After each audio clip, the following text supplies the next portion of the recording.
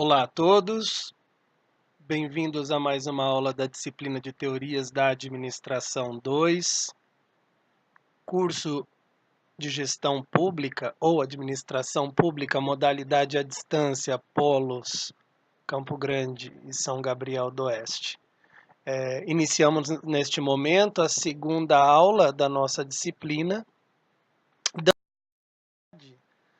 aquilo que foi proposto na nossa primeira aula.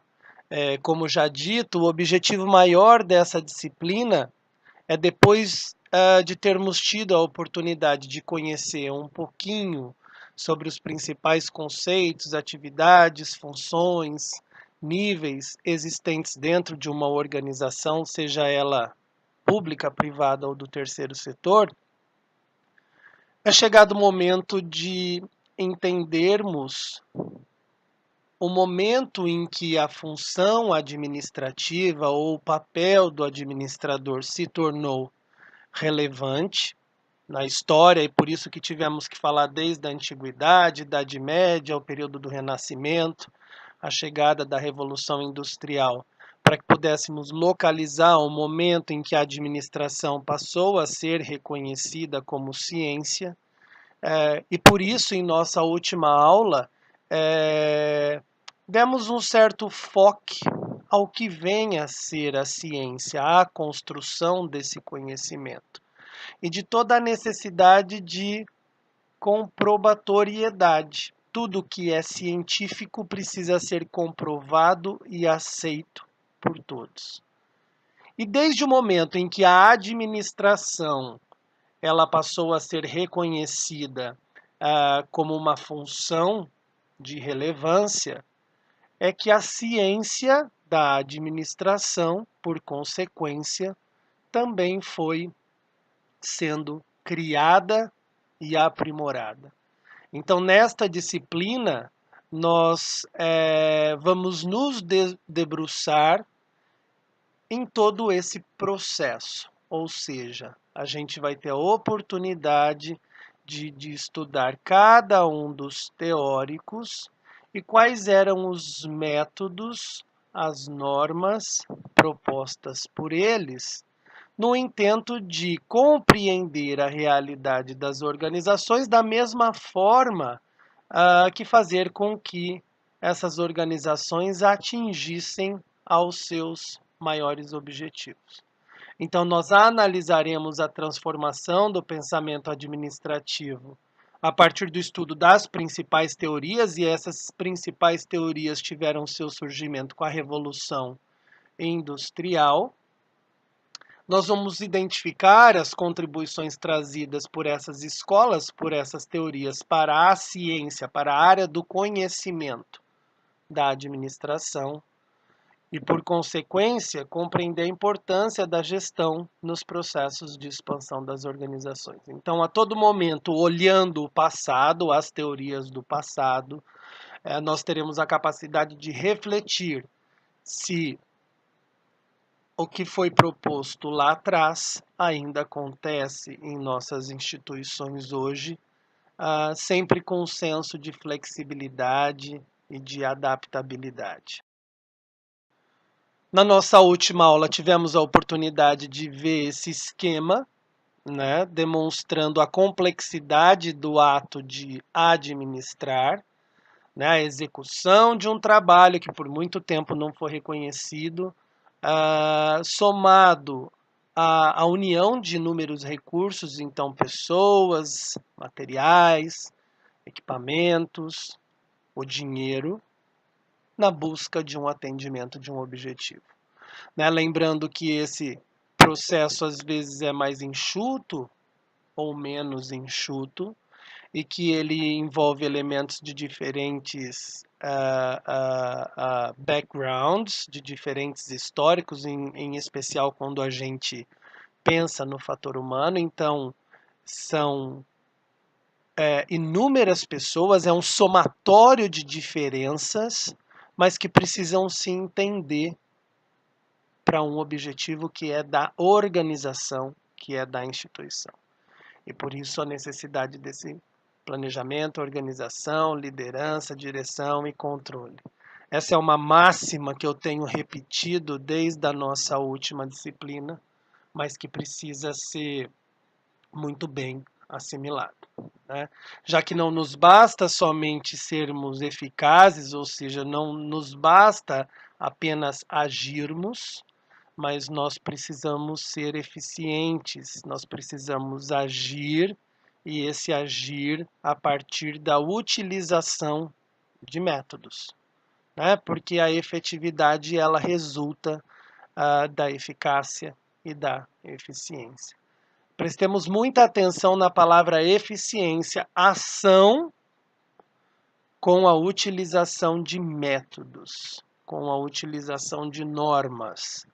E esses métodos e essas normas, eles surgiram com essas teorias que a gente passa a estudar a partir desse momento. A partir do momento em que a administração foi considerada uma área do conhecimento. Essa é uma realidade, essa que se propõe no esquema, é uma realidade que cabe a qualquer tipo de organização pública, privada, do terceiro setor, na nossa sala de aula, na nossa vida familiar, na nossa vida em sociedade. Então, a gente se questiona o porquê estudar esse pensamento administrativo, ou essas teorias administrativas, ou essas escolas administrativas.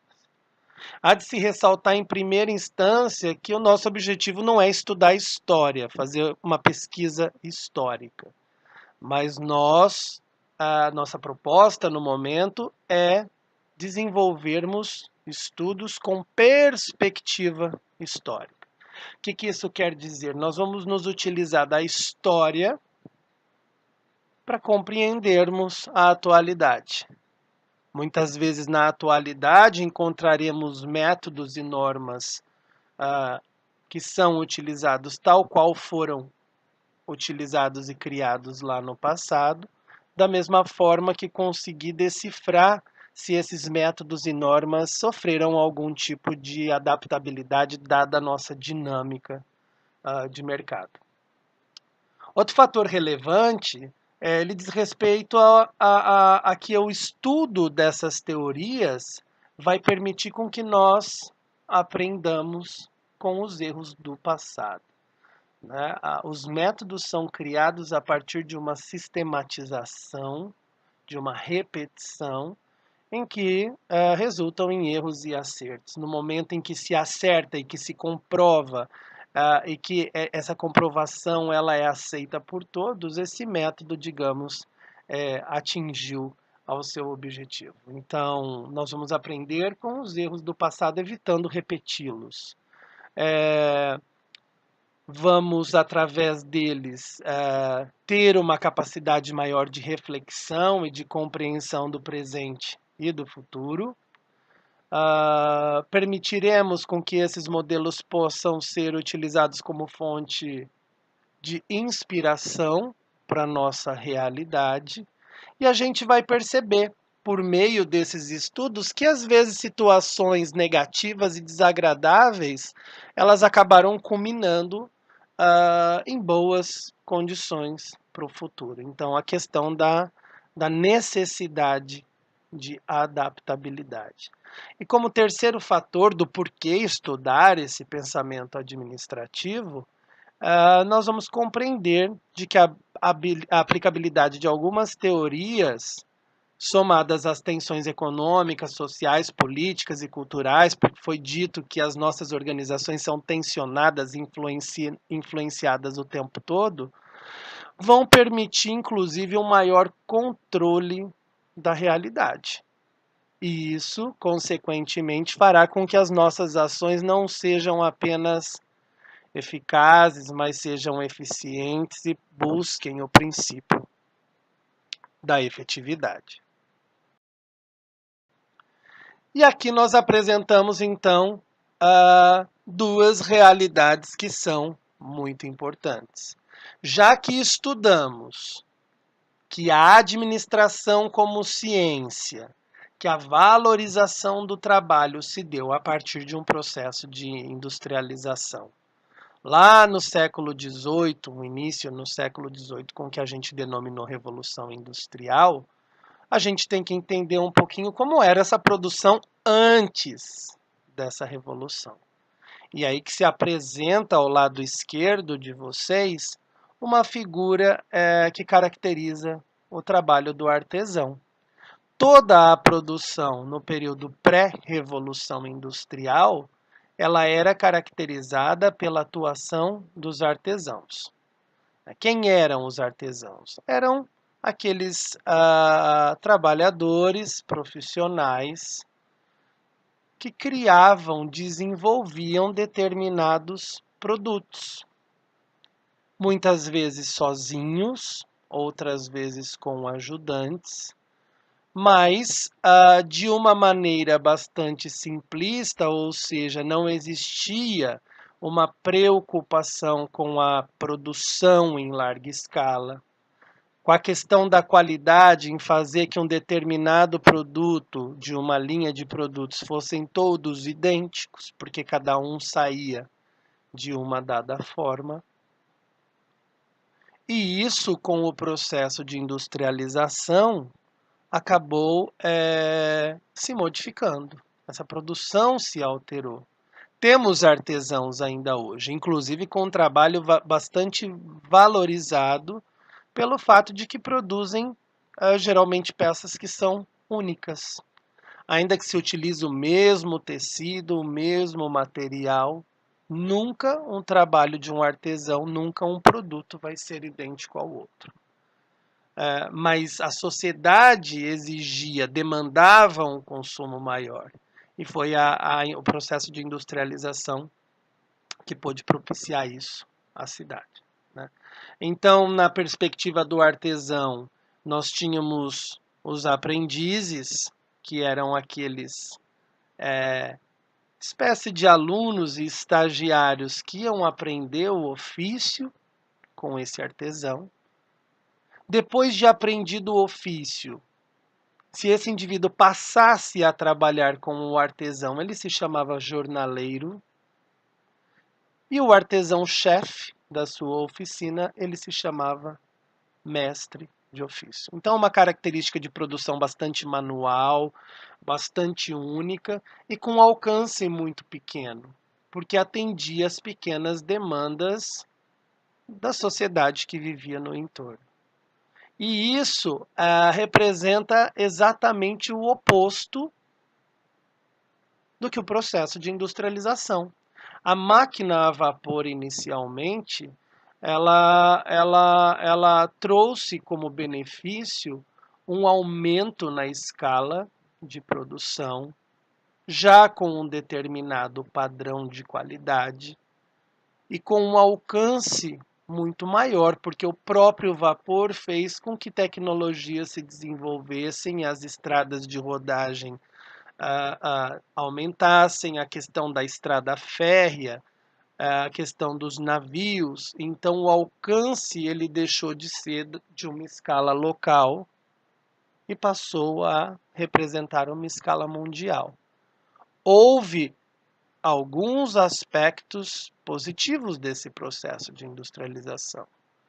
Pessoas passaram a trabalhar, pessoas passaram a ter acesso a uma diversidade maior de consumo, mas nós vimos na última aula que a Revolução Industrial também trouxe uma série de aspectos negativos. Houve o êxodo rural, um inchaço urbano, as cidades não eram preparadas para tantas pessoas, e daí a questão da própria saúde pública, a questão da sujidade, do grau de sujidade que ficava junto às ruas, as próprias indústrias muitas vezes lançavam restos dos processos produtivos que acabavam degradando o ambiente. O homem tinha jornadas intensas de trabalho e ele se sujeitava a isso para ter o direito à liberdade no fim do ano, como férias, o que a gente teria de férias.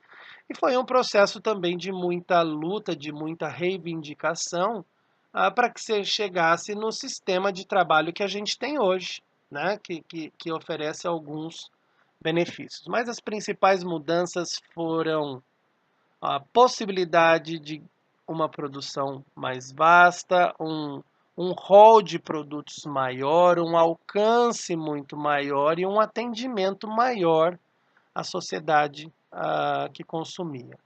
Né? Nós temos aqui elencado alguns períodos que são importantes, então, de 1760 a 1850, essa grande revolução, ela se situava na Inglaterra, na Europa. Os bens de consumo basicamente tinham uma forte relação com a produção têxtil e a energia, como já mencionado, era a vapor. Já de 1850 a 1900, esse processo de desenvolvimento ele se alastrou pela Europa, chegou aos Estados Unidos da América, Japão, países como Rússia também. E novas formas de energia foram surgindo, como as hidrelétricas, né, por meio das usinas, e, e o próprio petróleo. E é justamente nesse período em que a gente percebe um crescimento vertiginoso da população na Europa.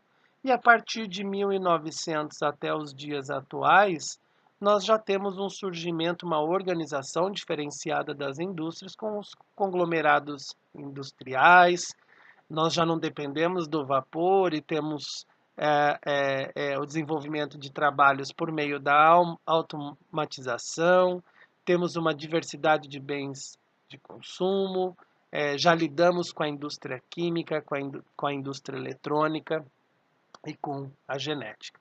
Então, muitas vezes, ao analisarmos essas teorias que a gente começa a estudar agora, a gente as enxerga até de certa forma pequenas, simplistas, mas não fossem esses degraus, não teríamos atingido o que somos hoje. Por isso que temos que olhar para cada uma delas com respeito, e a gente vai perceber ainda que dentro de sua simplicidade, essas pequenas regras e métodos usados lá atrás, eles são facilmente detectados e encontrados na nossa realidade, né? Na realidade que a gente chama de pós-modernidade ou até mesmo sociedade científico-técnico-informacional, como aponta o professor Milton Santos.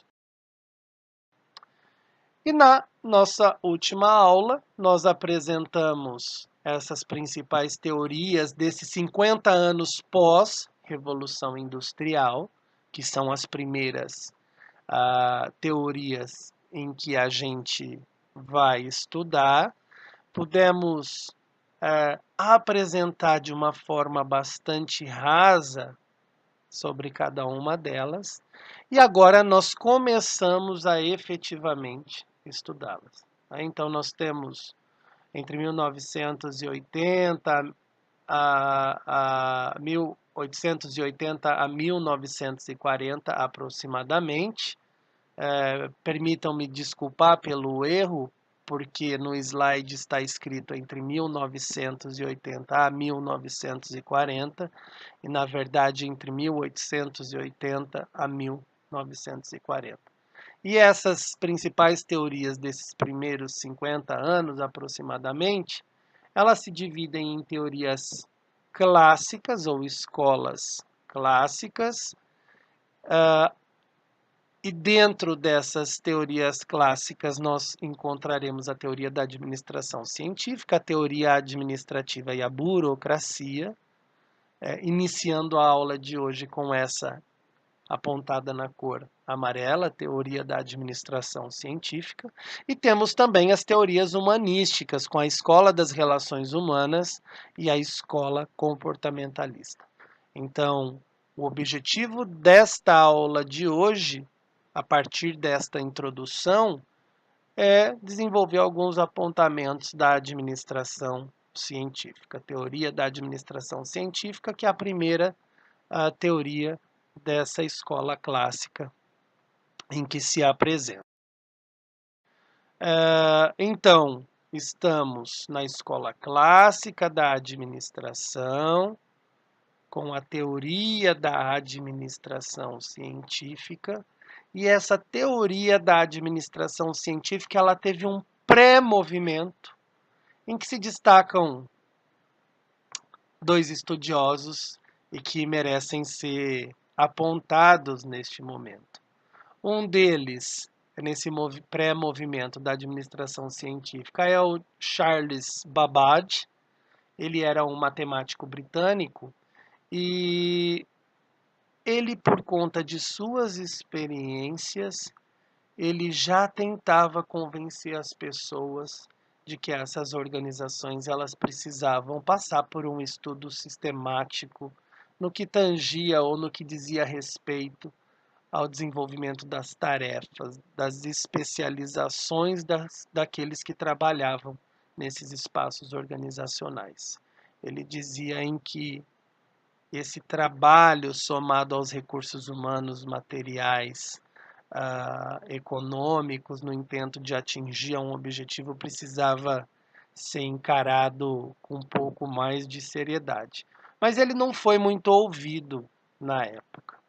E na sequência da proposta de Charles Babbage é que o Adam Smith, esse é um nome talvez mais conhecido, embora o anterior tenha tido sua relevância, porque ele foi um dos precursores do que a gente chama de computador hoje, com a criação de sua máquina analítica. O Adam Smith, entretanto, escocês, da Grã-Bretanha, ele, como pré-movimento da administração científica, ele trouxe o que se denomina administração sistemática. Ele tecia críticas à realidade americana e essa realidade de desenvolvimento, desse desenvolvimento dos processos industriais, e ele dizia que a realidade que se tinha era um grande caos, porque a própria sociedade não estava preparada ou não pôde planejar esse grande processo de desenvolvimento. Então, ele dizia da necessidade de coordenação do modo de produção, da distribuição das tarefas entre os diferentes níveis funcionais que existia na organização. E foi ele que trouxe como contribuição, um dos primeiros estudos publicados, o caso do alfinete. Ele se debruçou numa organização e desenvolveu alguns testes, e ele dizia que um profissional numa indústria de alfinetes, ele talvez conseguisse produzir 10 alfinetes dia se ele trabalhasse como um artesão, cuidando de todas as etapas daquele processo produtivo. Mas se ele pegasse 10 profissionais para fazerem alfinetes, e se cada um desses 10 profissionais desenvolvesse um tipo de trabalho, essa produção dos alfinetes ela seria muito maior, ultrapassando aí a mais de 40 mil alfinetes por dia. Então, nessa teoria clássica da administração, que é a primeira escola,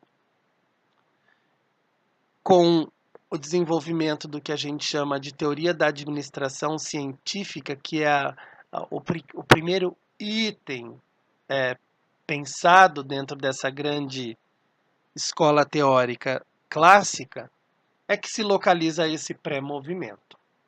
Então, citam-se esses dois autores. E aí, então, a administração científica em si. E aí a gente faz uma alusão ao termo científica. Pudemos, no nosso último encontro, entender o que é ciência e como a ciência se perfez, foi criada, desenvolvida na história. E a gente relaciona a palavra ciência com conhecimento. A gente relaciona a palavra ciência com comprovação. A gente relaciona a palavra ciência com uma aceitação totalitária. E isso é feito por meio de métodos, estudos e sistematização. Então, a característica principal de análise das organizações nessa teoria da administração científica que se localiza na primeira escola, que é a de teoria clássica, é a colocação do método, é o desenvolvimento de métodos sistemáticos para entender a realidade da indústria na época que a gente entende hoje por organização. O grande nome dessa teoria da administração científica, que é inclusive chamado pai da administração científica, foi Frederick Taylor, um americano do estado da Pensilvânia, que viveu no período de 1815 a 1915, uma pessoa bastante inteligente que muito cedo conseguiu uma vaga no curso de Direito da Harvard University, mas que abriu mão desse estudo e preferiu iniciar sua vida profissional como um operário de uma indústria metalúrgica. Ele foi crescendo nesse ramo a ponto de se formar, tempos mais tarde, em engenharia, no Stevens Institute of Technology de Hoboken, New Jersey, Estados Unidos, e como engenheiro foi que ele desenvolveu esses estudos no âmbito das organizações com aplicação de métodos. Qual que era o objetivo, o grande objetivo do estudo ou da proposta de Frederick Taylor? Era determinar como completar as tarefas de produção de maneira mais eficiente. Era aumentar a produtividade nas organizações a partir da perspectiva da eficiência. Fazer e fazer com métodos, que ele chamava the best way.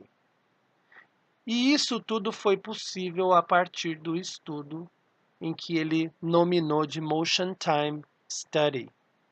Estudo de movimento e de tempo, determinando sempre o melhor local, a melhor posição, o melhor material, o melhor ambiente para a execução dos serviços.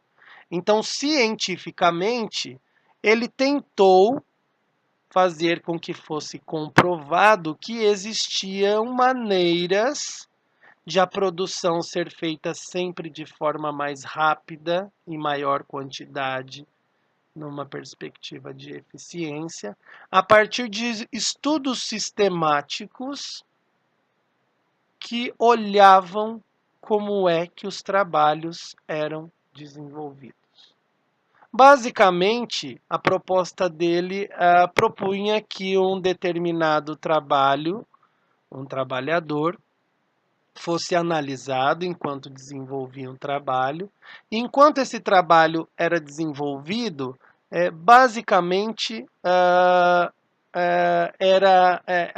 cada movimento, cada ação era fragmentada, como se nós fotografássemos milhares de vezes uma dada ação e depois estudássemos cada uma dessas fotografias. Ele dizia que essa análise profunda desse trabalhador permitiria que o gestor, por exemplo, desconsiderasse alguns movimentos que não tinham razão de acontecer, e ao serem desconsiderados, a perda de tempo era muito maior. Depois desse estudo sistemático de movimentos, é que se criava uma espécie de cartilha e que era distribuída para os outros trabalhadores para que, como máquinas, eles desenvolvessem o papel deles sem qualquer perda de tempo desnecessária, o que aumentaria, inclusive, ou como resultado, a produtividade. Existia, sim, uma preocupação pelo local de trabalho, pela posição do maquinário, material, a qualidade do ambiente, mas o que a gente tem que entender e extrair desse momento é que a busca era que o homem que trabalhava com a máquina fosse considerado também uma máquina. Então, o olhar humano inexistia. Qualquer benesse que se criava nesse espaço das organizações tinha como finalidade uma maior produção e uma maior rentabilidade, não necessariamente o bem-estar do trabalhador. E aí a gente apresenta tanto uma foto do Frederick Taylor e também uma foto do vídeo Tempos Modernos com o Charlie Chaplin. É um filme bastante interessante para aqueles que querem entender um pouquinho esse momento.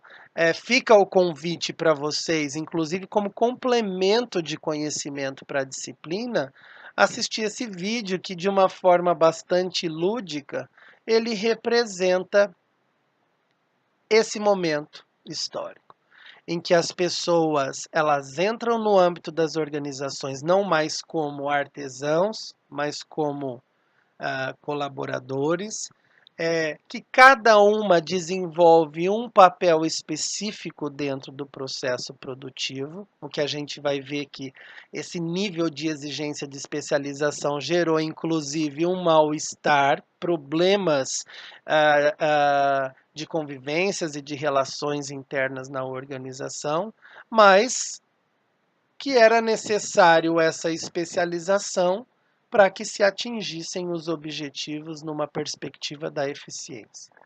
Então, o método da teoria da administração científica foi olhar, analisar de forma sistemática o processo de movimento desses indivíduos enquanto trabalhavam, para que fossem desconsiderados movimentos não relacionados ou não interessantes para aquela atividade e que fossem criados e distribuídos materiais que normatizavam como é que a pessoa deveria agir de forma a cumprir com essa maior produção e maior rentabilidade.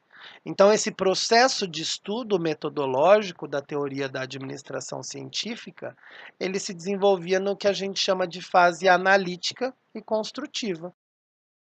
Primeiro se analisava o trabalho executado e depois se construía uma normativa, um material, uma cartilha, para que o trabalho fosse assimilado pelos colaboradores de uma forma que era desejada pela gestão das organizações. Então, se selecionava esse colaborador, desenvolvia teste com ele atuando, existia uma fragmentação dos tempos e movimentos dele durante o processo, uma eliminação daquele tempo que era desnecessário e se chegava no processo produtivo ou na ação do processo produtivo ideal.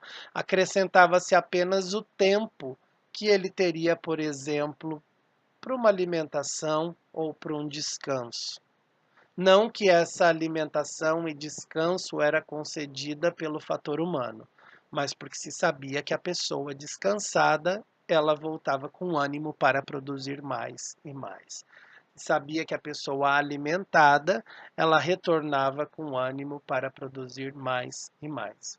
Vejam bem, como uma lupa analisa-se uma realidade, tira o que é desnecessário, insere um tempinho para descanso e você tem a fórmula perfeita para produtividade. Frederick Taylor era um grande experimentador, ele era um pesquisador que divulgou toda essa metodologia por ele criada para que ela fosse replicada em outras indústrias, em outras organizações. Ele trouxe essa nova linha de pensamento, mas ele também foi muito criticado, porque ele era um engenheiro, ele não era um cientista. E todos esses manuscritos que ele fazia desses testes era voltado a outros engenheiros. Ou seja, eram manuscritos de caráter bastante técnico, de bastante operacional e não voltado aí ao mundo da ciência especificamente. Embora hoje esses intentos, esses estudos, ainda que na época de caráter bastante operacionais, fazem parte da ciência da administração, porque servem de base para essa administração. Né? Então, nós temos até o momento que essa administração clássica ou essa teoria clássica ela não olhava o homem trabalhador a partir de suas perspectivas psicológicas e biológicas. O homem era compreendido como um braço da máquina. se ofereciam condições para esse homem de salubridade minimamente, mas não com o objetivo de bem-estar para ele, mas porque essas boas condições traziam uma maior rentabilidade. Então, nós temos a questão de que a única importância do homem era de somar a máquina e de se submeter a um processo, a um sistema de autoridade. Então, imaginando a hierarquia dessas organizações na época, nós tínhamos que era uma organização bastante autoritária, com uma comunicação que vinha de cima para baixo, e que essas pessoas que estavam no chão de fábrica, no operacional, elas muitas vezes tinham conflitos muito grandes com seus gestores, mas elas precisavam trabalhar porque elas também buscavam uma qualidade de vida, uma dignidade, e isso se vinha com o salário. Mas essa base da organização, no olhar do gestor, era bastante negligente e vadia. É um termo que Frederick Taylor usa bastante, né?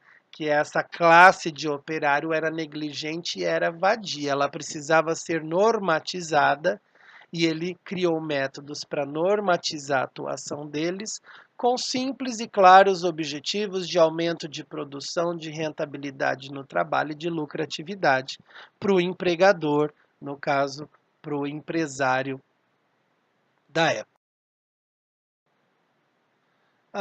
Algumas das propostas de Taylor, então, foi a padronização das ferramentas e dos equipamentos de produção. Quando ele estudava essa pessoa trabalhando e fragmentava essa movimentação, tirando o que era necessário desnecessário e mantendo aquilo que era necessário, ele conseguia enxergar quais ferramentas e equipamentos eram ideais para aquela produção. Uso de cartões de instrução distribuídos aos trabalhadores, então, que eram as cartilhas que resultavam da aplicação desse método. Paradas para eliminar a fadiga, o cansaço, e aqui a gente frisa, não era por respeito ao ser humano, mas era porque a pessoa descansada, ela trabalhava mais. Gratificação por produção, a gente tem hoje a realidade das comissões, e a gente sabe o que bem significa. A especialização, então era importante que cada pessoa fizesse somente uma determinada atividade. E nós já tivemos a oportunidade de dizer que isso gerava algum tipo de crise pela monotonia, e por conta disso que teorias futuras passaram a atribuir um olhar melhor ao homem. O início de um olhar para a estrutura, para o local de trabalho, mas também pensando na produtividade, não na saúde dos trabalhadores. Esse olhar da saúde dos trabalhadores também vem em escolas posteriores. Problemas com os sindicatos da época. Os sindicatos eles bateram muito de frente com esse método de análise de trabalho, porque aparentemente havia uma exploração funcional justificada na produção. E o lema dos sindicatos partia do princípio de uma solidariedade coletiva do grupo. Não é? Então, isso tudo representa a racionalização do trabalho. Taylor quis racionalizar o trabalho, torná-lo objetivo, eficiente, eficaz, ter efetividade. Mas, como um aspecto aí negativo, nós temos o fato de que o olhar dessa teoria da administração científica se restringia muito ao microambiente, ou seja, do lado de dentro da organização. E nós já tivemos a oportunidade de falar, em especial pensando na nossa dinâmica hoje, em que nós temos que olhar além das portas e janelas, porque o mundo que envolve essa organização, ele traz pistas, informações, ele tensiona o tempo todo essa organização. E essa organização, ela precisa estar aberta a tudo isso. No que tange a aplicabilidade da proposta de Taylor, e foram inúmeros que seguiram os seus pressupostos, a gente tem um empresário bastante conhecido, que é o Henry Ford, que a gente tem hoje como Ford, construtora, produtora de veículos, né? Então, o Ford comprou imediatamente a ideia de Taylor. Ele buscava a eficiência na produção, né, na produção dos veículos, e ele tinha duas etapas nesse processo: o planejamento e a execução. O primeiro automóvel criado por ele se chamava Modelo T, que foi produzido também no Brasil entre 1908 e 1927, chamado Ford Bigode, alguma coisa nesse sentido. E o Ford tinha uma forma de trabalho bastante diferenciada. Pensando nessa racionalização do trabalho, ele montava as estações de trabalho, cada trabalhador ficava em sua estação, e esses trabalhadores sequer levantavam para buscar, por exemplo, as peças que eles precisavam para o trabalho. Na frente dessa estação de trabalho existia uma plataforma suspensa, como se fosse um vagão de trem, que ficava indo e vindo, passando na frente de todas as estações de trabalho, e quando ela passasse na frente de uma determinada estação, aquele colaborador retirava desse vagão o material que ele precisaria para produzir aquilo que era tarefa dele. E bastante esperto, Ford, sem com que os trabalhadores percebessem, ele ia aumentando a velocidade dessa plataforma suspensa que ia e vinha passando na frente das estações de trabalho, para que, sem com que percebessem, eles também começassem a fazer o papel deles mais rápido e mais rápido, né? Então, a produção de chassi, que era de 13 horas, com esse processo, ela caiu para 1 hora. Um carro passou a ser produzido a cada 84 segundos.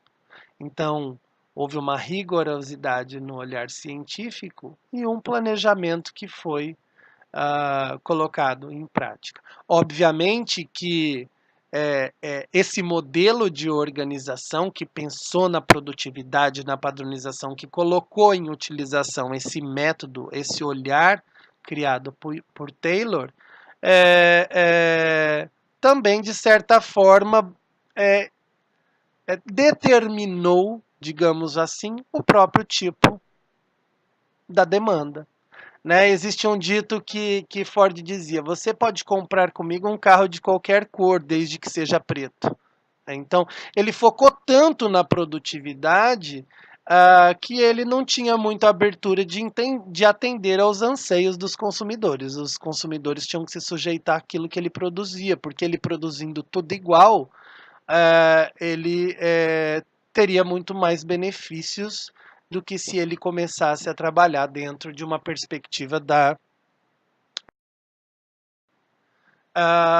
Então, nós temos aqui o Ford como um empresário que seguiu os conceitos, a concepção metodológica de Taylor, aplicou essa metodologia, mas que também adaptou aos seus interesses e sua realidade.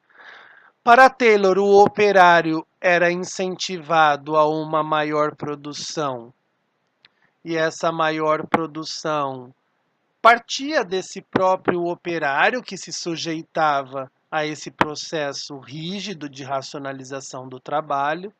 Pensemos, se existia uma bonificação extra para aquele que produzia mais, obviamente que cada empregado, na perspectiva de Taylor, tinha esse desejo e essa ânsia interna de produzir mais, porque ganhava mais, né? E aí é a questão do estudo de tempo e movimento.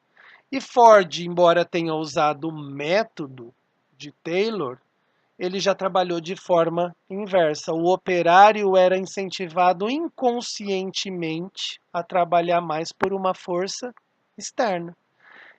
E isso pode ser representado por essa plataforma que eu contei ainda há pouco. Ford controlava a velocidade dessa plataforma e, sem perceber, esses trabalhadores faziam mais e mais rápido. Era uma força externa que era inserida no contexto do trabalho. E já Taylor não, a vontade de trabalhar e produzir mais surgia do próprio trabalhador, porque ele ia ser bonificado por isso. Então, na perspectiva de Ford, a própria sistemática de funcionamento do maquinário levava ao aumento da produção. E o que a gente percebe? A gente percebe que existem prós e contras dessa teoria. Um pró, a própria questão de necessidade de se criar métodos para entender o ambiente organizacional. Isso é um aspecto super positivo, a criação de método. É também positivo buscar criar métodos que gerem como resultado uma maior produção, uma maior rentabilidade no mundo capitalista. Mas existem contras. Não se olhava para o mundo externo da organização. A organização era estudada na perspectiva do microambiente. Não se respeitava o fator humano. A base operária era considerada negligente, vadia, era considerada um braço de máquina. Mas com uma aplicabilidade totalmente possível. Hoje, no século que nos encontramos, as indústrias, as organizações criam meios de fazer com que se produza mais em menos tempo e de forma mais barata. Bonificações são concedidas por trabalhador que produzir mais. Então, o foco dessa escola que acabamos de estudar estava nas tarefas, era um olhar que se dava àqueles que sabiam fazer. E dentro dessa condição, Taylor propõe o que ele chama de teoria da exceção. O que isso quer dizer? Que o gestor não precisava também se preocupar muito com esse chão de fábrica que estava desenvolvendo o trabalho. Né? Eles foram treinados, eles foram habilitados, uma vez que eles estivessem prontos, eles iam ser colocados à prova e que já não se precisava preocupar tanto com eles, salvo algumas exceções que de alguma forma significassem grande desconformidade no processo. Então, essa é uma base do que foi essa teoria. Vocês terão acesso ao material tanto no livro-texto de vocês, como indicação bibliográfica e textos que serão também postados no espaço virtual. Mas fica um convite para que nós reflitemos ao estudar essa teoria se ela é aplicada no nosso local de trabalho ou em alguma organização que a gente conhece. Né? Buscar elementos dessa teoria na nossa realidade.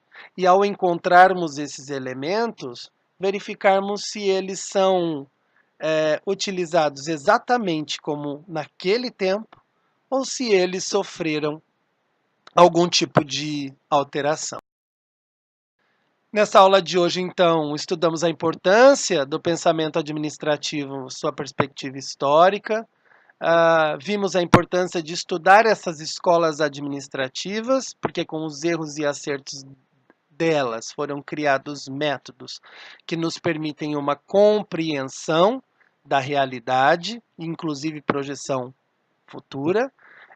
Demos início à apresentação e aprofundamento das principais escolas que surgiram nos 50 anos pós-revolução industrial, apresentando hoje especificamente a teoria da administração científica de Frederick Taylor como o primeiro segmento da grande escola classicista ou da teoria clássica da administração. Eu agradeço a atenção de todos e nos vemos no nosso próximo encontro, já com um novo segmento também dessa teoria clássica da administração. Até logo!